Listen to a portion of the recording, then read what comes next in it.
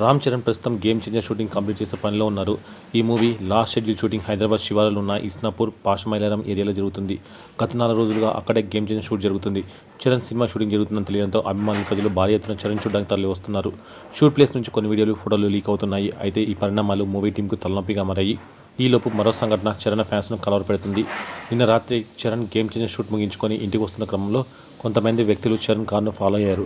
Charan car ఎంత స్పీడ్గా వెళ్ళినా సరే అంతే స్పీడ్గా వెంబడించారు. అయితే చరణ్ కారు ఇంకా స్పీడ్ పెంచి వెళ్ళిపోతారేమో అనుకున్నారు అంతా. కానీ చరణ్ కార్ని స్లో చేసి కారు విండో దించి తనను ఫాలో అవుతున్న వారికి అభివాదం చేసి దయచేసి జాగ్రత్తగా వెనక్కి వెళ్ళండి అని రిక్వెస్ట్ చేశాడు. దాంతో వెంబడించేవారు చరణ్ మాటను గౌరవించి వెనక్కి తగ్గారు. దాంతో ఈ వీడియో ప్రస్తుతం సోషల్ మీడియాలో వైరల్గా మారింది. చరణ్ సంస్కారము, వినయము, ఫ్యాన్స్ పట్ల అతనికున్న ప్రేమను మెగా అభిమానులు తెగ పోడేస్తున్నారు.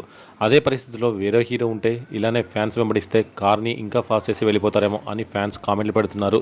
ఇక చరణ్ ఈ మూవీ షూటింగ్ తర్వాత బుచ్చిబాబుతో సినిమా చేయనున్నాడు.